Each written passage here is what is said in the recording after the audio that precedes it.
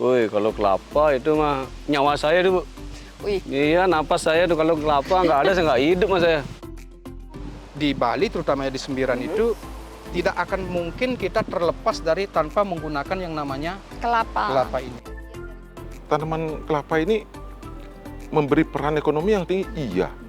Tanaman kelapa ini wajib hukumnya ada.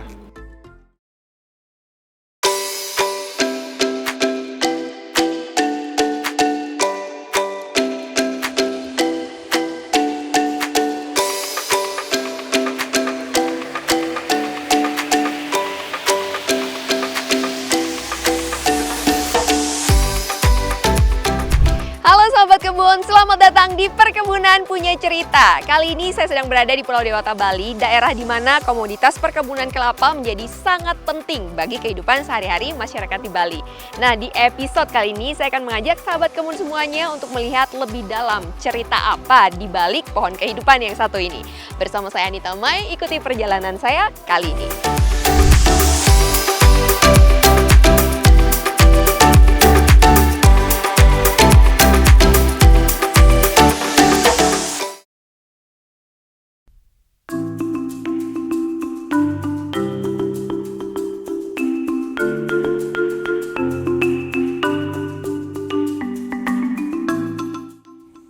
Seakan tak bisa dipisahkan, buah kelapa dan Pulau Bali adalah sebuah harmoni yang telah terjalin sejak lama.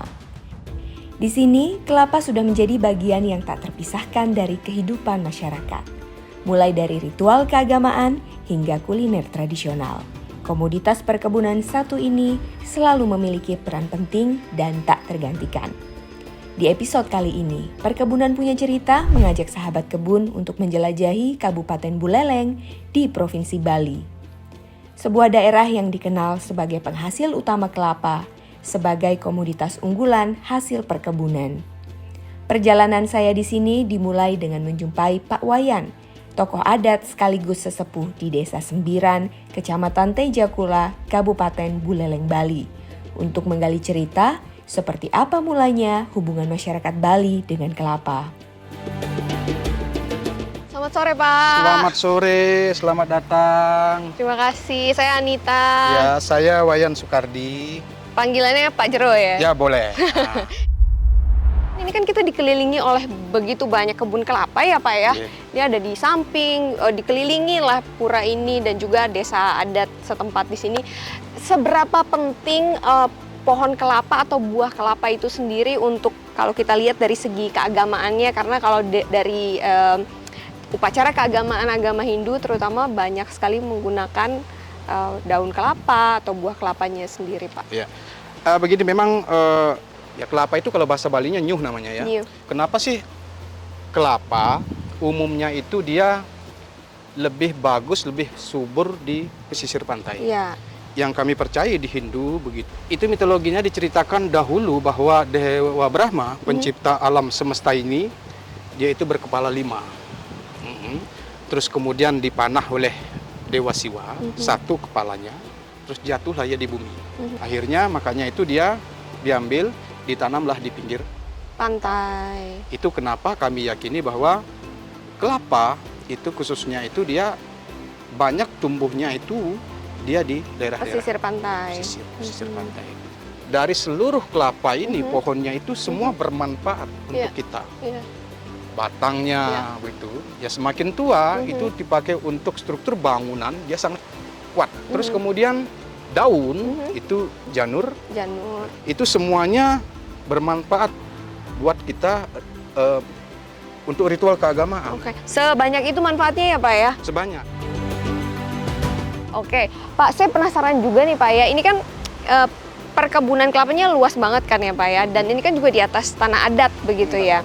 Bagaimana pengelolaannya, Pak, untuk mungkin pembagian hasilnya kah atau mungkin pemanfaatan untuk masyarakat setempat? Untuk khusus ini, untuk perkebunan tanah adat ini memang dipakai, memang hasilnya itu, pembiayaannya itu memang dijual, dipakai sebagian itu di samping dimanfaatkan untuk sarana upacara di desa, hasilnya sisanya itu memang dijual. Utamanya artinya untuk ritual upacara keagamaan. ritual upacara keagamaan. Iya, karena di Bali terutama di Sembiran itu tidak akan mungkin kita terlepas dari tanpa menggunakan yang namanya kelapa ini. Bagian dari kelapa ini. Bagian dari kelapa ini. Dalam bahasa Sanskerta, kelapa disebut sebagai kalpa vriksha, yang berarti pohon yang menyediakan seluruh kebutuhan hidup. Tidak heran, kelapa mempunyai arti penting dalam kehidupan masyarakat di sini. Miss Ibu, lagi membanten ya Bu? Iya. Oh, pakai ini, pakai janur kelapa. Saya bantuin ya Bu ya? Iya.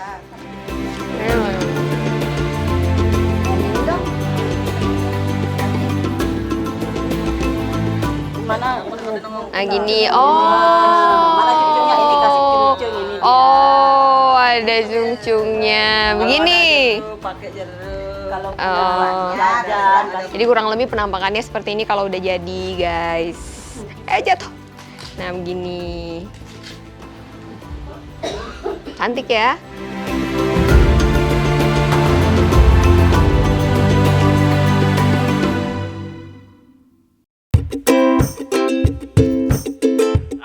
Tidak hanya menjadi simbol dalam upacara keagamaan, nilai ekonomis kelapa juga membuat komoditas satu ini memiliki kontribusi yang signifikan terhadap kesejahteraan masyarakat, terutama petani kelapa di sini.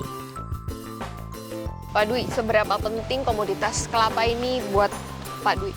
Woi, kalau kelapa itu mah nyawa saya tuh, Bu. Wih. Iya, napas saya tuh kalau kelapa nggak ada, saya nggak hidup mas saya. Gimana? Penjelasannya seperti apa tuh? Kelapa bisa se-esensial itu, sepenting itu? Di sini kan kelapanya ada dua gini dia, sistem penjualan dia.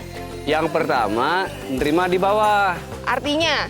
Artinya yang punya kelapa ini manjat sendiri dia. Oke. Yang kedua, yang beli itu manjat sendiri. Di sana beda harganya dia. Kalau yang udah di bawah ini kisaran 4.000 dia. Kalau yang di atas, yang beli manjat sendiri 2.000 dia. Tapi kalau Pak Dwi sistemnya apakah Pak Dwi manjat langsung ke pohon kelapanya atau nunggu di bawah? Nunggu di bawah, ada orang yang garap sendiri. Udah ada yang garap semuanya ya. Ini kita contohkan mau panen kelapa ini tapi yang muda. Tapi dia pakai tali. Tujuannya pakai tali, kalau dijatuhin kan pecah dia. Kalau pakai tali dikerek nggak pecah. Berarti nanti bisa kita cobain ya Pak? Iya, pasti. Ayo.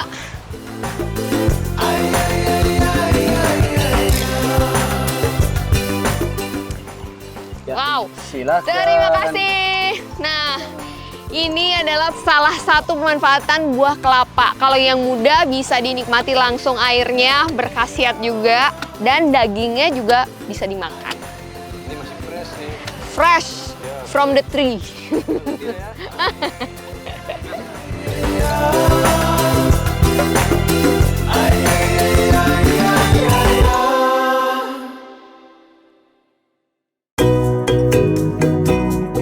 Oke sahabat kebun, setelah seharian berkeliling di Buleleng, saya jadi penasaran nih, seperti apa ya dampak ekonomi yang ditimbulkan atau yang diberikan dari keberadaan perkebunan kelapa yang ada di sini kepada masyarakat sekitar. Untuk itu kita langsung aja yuk menuju ke kantor Dinas Pertanian untuk tahu lebih lanjut dan kita akan bertanya langsung kepada Pak Kepala Dinasnya. Pak, kemarin saya udah lumayan berkeliling di sekitar Buleleng. Kemarin juga sempat mampir ke Desa Adat Sembiran. Yang menarik kemarin tentunya kita melihat mengenai perkebunan kelapa di sini. Kita menyoroti mengenai perkebunan kelapa. Mungkin Pak Kadis boleh cerita sedikit secara demografi terkait dengan perkebunan kelapa di Buleleng seperti apa, Pak? Baik, saya kira Buleleng dengan potensi negara gunung, jadi kita punya perbukitan dengan 2 danaunya, terus kita punya pantai sepanjang 157,05 km dan potensi ini kebanyakan kelapa. Jadi ada 8.700-an hektar. Kita berbicara mengenai value ekonomi atau dampak ekonomi yang diberikan dari perkebunan kelapa untuk masyarakat sendiri seperti apa, Pak? Tanaman kelapa ini memberi peran ekonomi yang cukup tinggi, iya. Hampir setiap hari kita membutuhkan janur untuk kita mendekatkan diri dengan Tuhan. Itu setiap hari. Bahkan buahnya juga dari muda sampai tua itu bernilai. Jadi kehidupan masyarakat Bali sangat erat kaitannya dengan tanaman kelapa, sangat erat sekali. Sehingga menjadikan tidak hanya value di dalam ekonomi, tetapi mendorong budaya yang ada. Terus Untuk tetap dilestarikan. ajeg, Betul. untuk tetap ajeg, lestari dan sustainable, tanaman kelapa ini wajib hukumnya ada.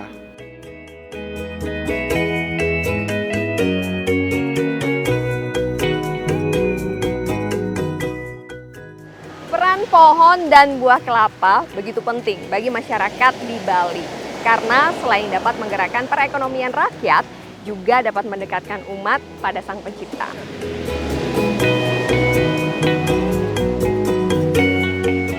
Kerjasama yang erat antara Direktorat Jenderal Perkebunan Kementerian Pertanian dan para stakeholders dari komoditas ini tentunya kita harapkan bisa terus menjaga agar perekonomian bisa berjalan manis dan pelestarian budaya terjaga harmonis. Saya Anita Mai, terima kasih sudah menyaksikan Perkebunan Punya Cerita episode kali ini. Ketemu lagi di episode berikutnya. Bye-bye.